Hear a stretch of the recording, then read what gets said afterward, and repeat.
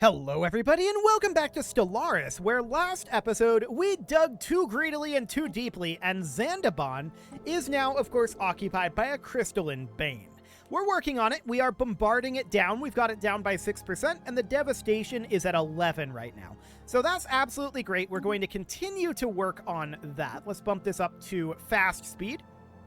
And from here, we grabbed Stellaris previously. We want to see what we can get out over here. So we're surveying there, and then our other construction ship is making its way over to Karos. And I'm actually going to queue this up right now. We have the influence for that plus another one. Theta Scorpii 3 is a terraforming candidate. Okay, we'll definitely keep that in mind. Ah, a new insight technology. Fantastic. So this is kind of a different way that this works now, isn't it? We've gathered enough information to create a new insight technology to explore further. The next time we have an observation event that would advance our insight, we'll gain a new research option. Okay, never mind. That does kind of work the same way. Sure. So for now, that's okay. Where was... We have an observation site here. Here in Kermis. Okay, gotcha. So that's fine. We're going to make our way back over here. We'll get to that dimensional pocket. For the moment, I want to actually switch our automation, at least for this ship, to be everything except archaeological sites. We're not ready to do archaeological sites yet, but there we go. The ISF Zofjov never made it all the way to Z9LF4 to study the anomalies surrounding it. The ship, along with Science Officer Colern and crew, blinked out of existence as it was navigating the debris field, and then reappeared minutes later. Colern reports that they found themselves briefly in some extra-dimensional space. External viewports revealed that they were surrounded by countless ships of alien design, suspended in a seemingly endless void. Before the crew could get their bearings, the vision abruptly faded, and they found themselves back in regular space. However, roughly half the crew are missing. Science Officer Colern suspects that they may have been selectively trapped by some unknowable mechanism in that strange space. That is indeed unfortunate. So our construction ship here is doing nothing. We're going to go grab Lathandra as soon as we can. And ion thrusters have, of course, finished up. So from here, I would like to grab... There's a lot of good options here. All 5 of these options are good. I think we're doing okay for now for our minerals. I think we don't need this for the moment. Exploiting crystal mines would be useful, but we can kind of already do that. So I think I'm going to discount this as well. Then the choice is better defenses or better offense. And we're going to go for the offense. Cool. Sounds great. So on Zandabon Prime, the devastation here is now almost up to 13, and the damage is still at 94. Okay, that's going to be a bit. The missing members of the ISF Zofjov's crew, thought lost to the dimensional rift, have reappeared. They hailed us from on board an unknown vessel, not entirely dissimilar to our own science ships, idling close to where the ISF Zofjov originally experienced the dimensional disturbance. They claim to remember nothing of their time outside our dimension, aside from a vague awareness of having been away for some time. They wish for nothing but to return to service under Science Officer Colern and intend to surrender their ship to the Stinger authorities. Okay, we'll get a science ship. Fantastic. So where is that? In Lathandra. Okay. So we require a scientist for this. We can recruit, say, Oberkoid here. That will put us over our leader cap by 1, which for the time being I'm okay with. We're going to do everything except excavate archaeological sites here. Perfect. We're at 2.2k energy credits right now, but our energy credit reduction is going up pretty dramatically. I was thinking about clearing off one of these tile blockers, and I still think we're going to do that. Let's grab a shattered solar array repair here. Let's do that for the moment. Multiple non-verbal communication systems have emerged independently on Tiplik 4. With conflicting sets of imagery and hieroglyphs, the inhabitants are still centuries away from forming a dominant language. Interestingly, one of the writing systems has a similar grammatical structure to our own. If Tiplik 4 society were to adopt this system, they could become culturally malleable in the future. Their language is their own. But we do get a new insight technology. We have found an anomaly. Cool. Optical sensors isolate a cluster of shapes on the barren surface of Lathandra 3A that could be buildings, and we'll definitely look into that. Okay, so next up, I want to handle this energy credit issue. It's slipping away from us right now. These are both set up as generator worlds. They almost certainly will not really be generator worlds. This is a much, much better science world. I'm going to designate that as a science world right now. So that's a tech world. This could be a generator world in theory. I think for now what we're going to do is we're simply going to put a generator district in on Rankshan Prime, and that'll do for the moment. An extremely powerful subspace entity of some kind has been encountered in the Eliathian system. It does not appear hostile and may not be fully aware of conventional spacecraft, but its mere presence in Eliathian is causing massive subspace disturbances in the entire system. These disturbances are localized around the entity itself and should disappear when it leaves the system.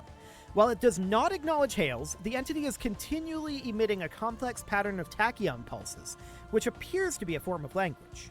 If our translation software is correct, it's saying over and over, Vlur seeks, Vlur finds. I'm sure it does. Okay, so we've got this station out over here that we should probably... Well, actually, we should really be finishing off our attack swarm first. Let's reinforce that fleet for now. Are we making... Yeah, destroyers. Okay, that's fine. We want to do this first because that means we'll bombard here faster, right? So we're up to 13% devastation now. That's fine. We do need a new society research. Naval capacity from soldier jobs. I don't like it. I don't think it should work that way. But, but, it's so powerful. You can't give it up. So we're going to take that. That's absolutely fine. This construction ship is currently not doing anything at all. We need to wait for Lathandra to finish its survey, though. Although we could head out over here and grab Elinmii. And that's probably smart to do. So looking at this out over here, this is definitely where our influence needs to go. That's for sure. What the ISF Zofjov found on Lathandra 3A were not buildings, but surprisingly regular mineral outcroppings. Science Officer Kalern asserts that these angular blocks of rock are the product of interactions between tectonic plates, their shapes the result of unusual tectonophysics inherent in the planet's crust. The perfect angularity of these thrust faults implies a possibility of aliens tampering with Lathandra 3A's crust at some point in the past. Most intriguing indeed. Cool. So we're going to grab Elinmii, and we're going to be constructing over here in Karos eventually, but our construction ship has a ways to go before it arrives there. So that's absolutely fine. There's our planetary FTL inhibitors done. Hyperdrive 2 is actually very good. So we're going to grab that for the moment. We have cleared a blocker. Our agro world is currently lacking in housing, and we can definitely do something about that. We can put in a hive district. That'll be fine. We have surveyed the system. Excellent. There's also a tile blocker that we could deal with here. With us still negative in energy credits, I'm not going to do that right now. So we got our naval cap from soldier jobs already. Okay, we'll look at this. There's a lot of things popping up right now. For the moment, we'll go through these one at a time. Let's get the Hive Nexus first. There we go. We've got this transmission from the Kithrian Guardians. They're a Holy Guardian. Okay. Where are they? Well, as one will destroy you, they care little for our diplomatic maneuvering. So where exactly are these guys? Up here. Okay, that's not very relevant then. So our construction ship over here in Elinmii really needs to head back up to Lathandra now. That's fine. And there was this anomaly as well. We've detected life signs coming from somewhere beneath the barren and lifeless surface of this planet. What manner of organism could possibly live there? Well, we'll definitely find out. Okay, so that is all looking good. Ish. Good-ish. A galactic community? No, we have no time for this nonsense. Absolutely not. Some kind of burrowing silicon-based life form inhabits a vast network of tunnels beneath the barren surface of Ziamon 4. Our kind of people. I like it. As best as we can tell, the creatures feed off rocks, and there's evidence to suggest that they possess a rudimentary form of intelligence. Their tunneling efforts have shuffled large amounts of valuable minerals to the surface. Cool. So we'll be very happy to get some additional minerals out of that. We're going to grab Lysandra fairly soon here. We're definitely making decent amounts of influence, and I would like to continue to reinforce our attack swarm over here. So we're queuing up another destroyer over here. We're not upgrading our star bases just yet.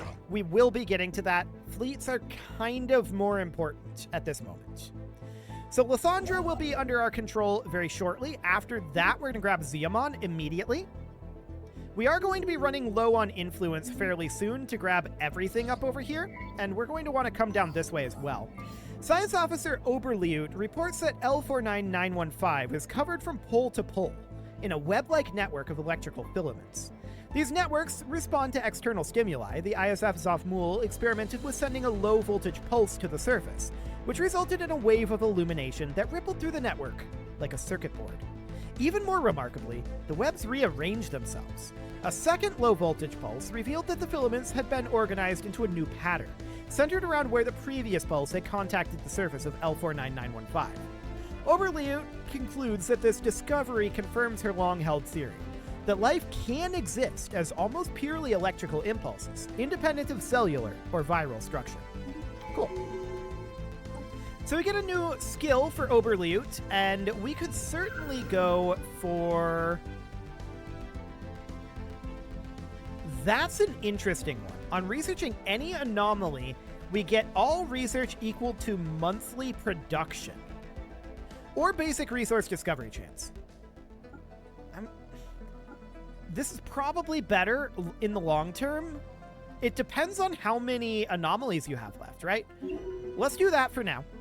Following a thorough investigation... Hang on, where did that go? Disappeared on me. Okay. We don't know what happened with that one. I guess we'll figure it out eventually. It's probably hidden here somewhere. So building cost, colony, yeah, trust cap, I don't care about that. We'll go with architectural focus. Okay, so where was that? There's actually a fair amount of stuff out over this way. I don't see it, though. Okay, sure. I guess it's just gone. Well, I don't know what happened in that one, but sure. We'll build a research lab here. That seems fine. Still a little negative in our energy credits. We could certainly build another generator world on Rankshan Prime. Or rather, another generator district on Rankshan Prime. And that will help matters in that regard. So that's okay for now. Let's also continue to reinforce our attack swarm. Speaking of which, yeah, this challenging readings are fine. Do it. How are we doing here? 19% devastation. Down to 90%. I like it. Those arrogant fools. We are not taking part in the collection. Technology conceived. They are indeed arrogant fools. So there's railguns done. Destroyer hull points? Plasteel armor? Plasteel armor. We'll go for that for now. That'll be absolutely wonderful. So we're going to have these surveyed fairly soon. We're done in Zeamon, and we need to move up to Enkef. Did we already construct in Karos? Yes, we did. So we should move up to Shoal. I'm wondering how long until Enkef is done. It's probably going to be a bit. So that's why I ordered the building in Shoal. By what it has to be beyond astronomical odds, the ISF Zofjov actually managed to pinpoint the source of the odd signals as it soared past through the asteroid belt. A tiny alien construct. A simple scan reveals that it's some sort of a ritualistic container holding the openings? I think I was down here. I don't know. Holding the remains of an alien spacefarer. Fantastic. So we could get some society research, or we could open it and study the corpse and get a lot more research. And that's, of course, what we're going to do. So that's wonderful. We have surveyed the system. The asteroid VTR-742 is emitting some form of radiation in controlled bursts. Is someone or something trying to communicate with us? Probably. This Forge world is lacking in housing and a job. We love it. That gives us an industrial district. We can also, in theory, put in an alloy foundry here, which is great. We will definitely do that. On this mining world, we can certainly put in a mining district as well. Preaching a radical doctrine of planetary unification, a charismatic leader has appeared on Kagaton 1. Now, only a small and relatively ill-equipped band of rebels stands opposed to majoritarian rule. Our policy is to never interfere with pre-FTL worlds, but can we really afford to stand by and watch? That's a lot of upkeep. Wow. 50 energy credits, 50 minerals, 25 unity, and 25 alloys? And twice as much for the rebels? No, we're just going to watch and learn. Cool. VTR 742 is partially hollow. Within its interior spaces sprawls a dense honeycomb structure crafted of some unknown alloy, housing containers of alien genetic material. By all appearances, this is an archive of life, the genetic record of some earlier civilization come and gone. Most of the DNA is hopelessly degraded, but there's still much to learn here. Cool. So that all sounds good. This new world order is starting up, and there's not much that we're going to do about it. We'll crush them if they become a full-fledged empire. So that's fine. We do need a new physics research here, and research station output is a good one to go for. So Shoal is done. We're going to move up here, but we're not going to construct yet. We need to construct here in Enkef first. Our priority is to grab these systems. Okay, I see what's going on over here too.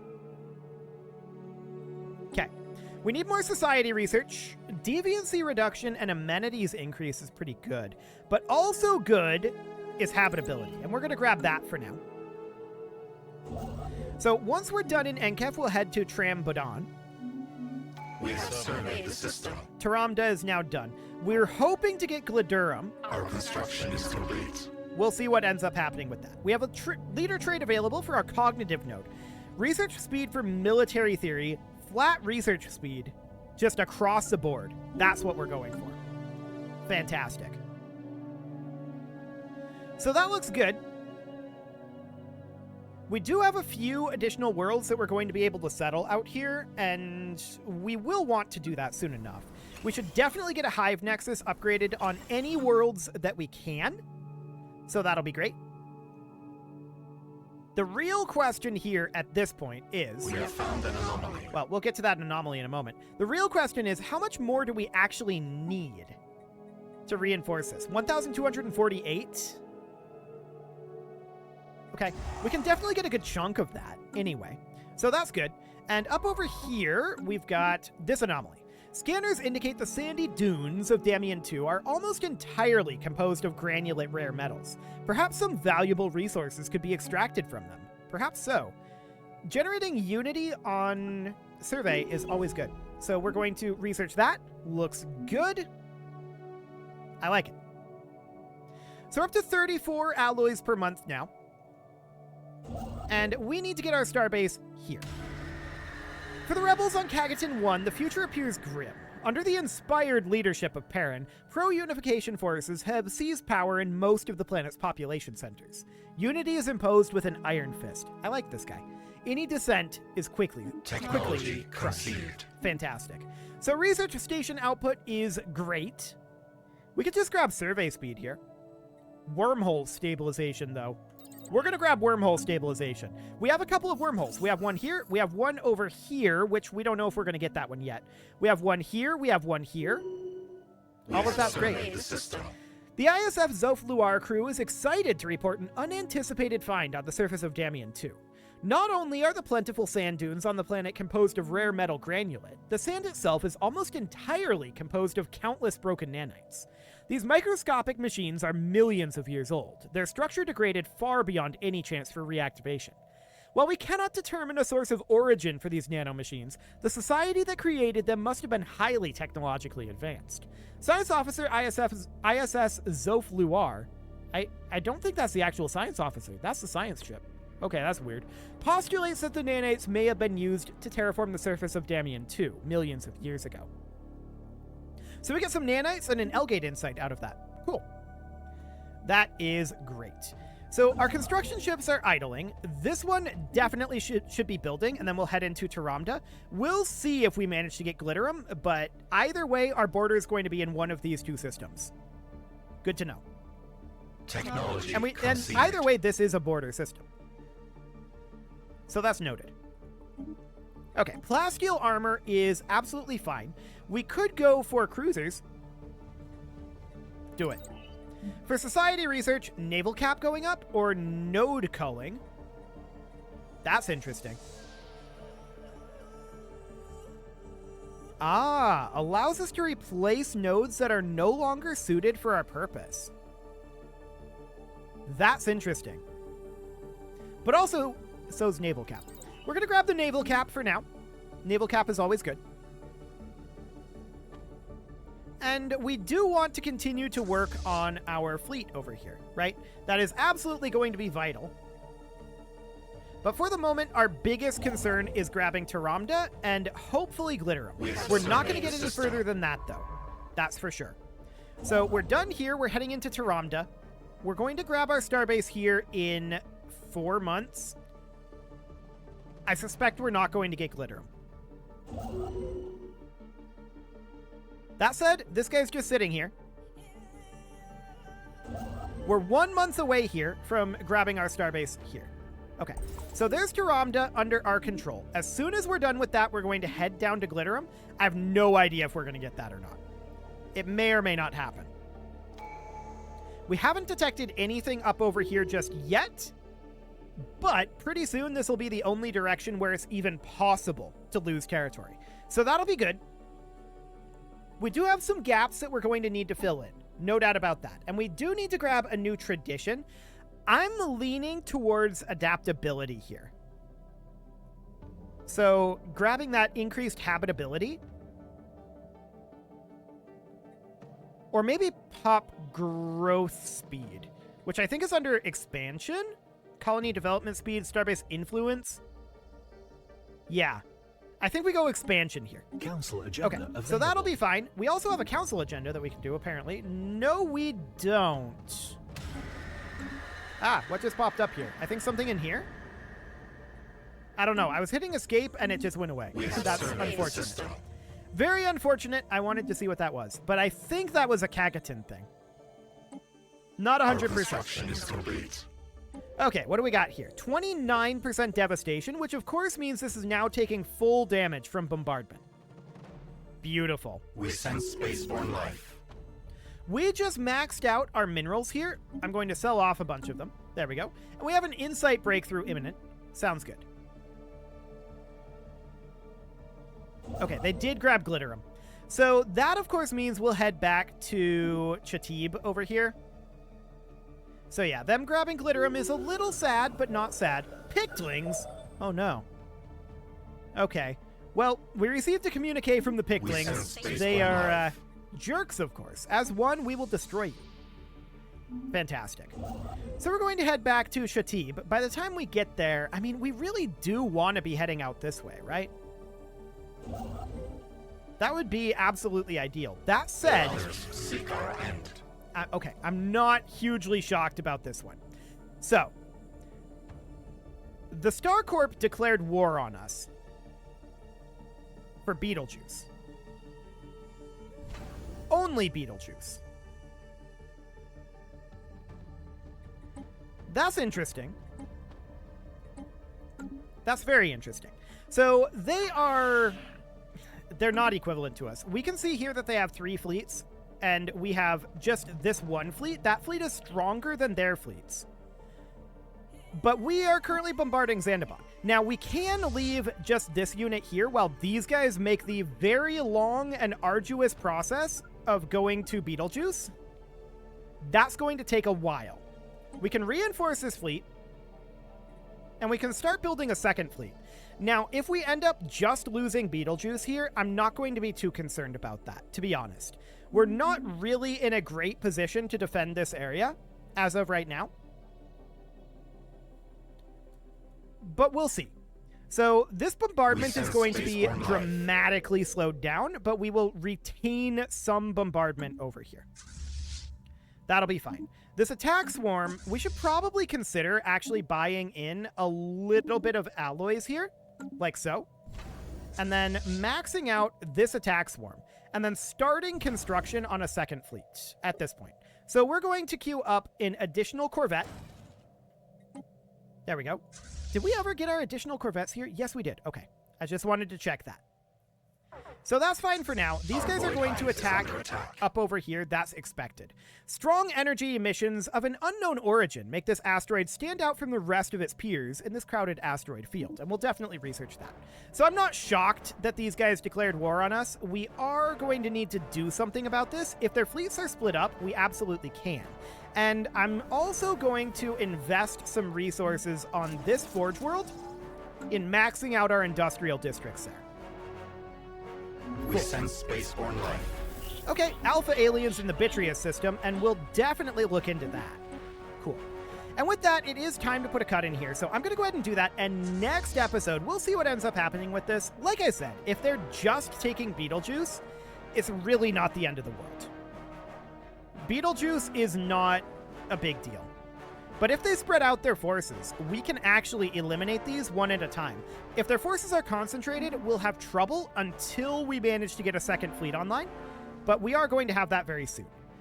You can leave your offerings to the engagement gods in the form of likes, comments, subscribes, and bell ringings, and a very special thank you to all of the channel members for making this video possible, including ALS Gamer, Shadow Wolf, Andy McGar, Spartan News, Nick Smarty, Dimitri H, Punching the Microphone, Soccerman12 UK, Kentogan, and all the rest. And of course, you. Thank you for watching. If you'd like to support the channel, you can click the join button down below the video, and as always, I will see you all next time.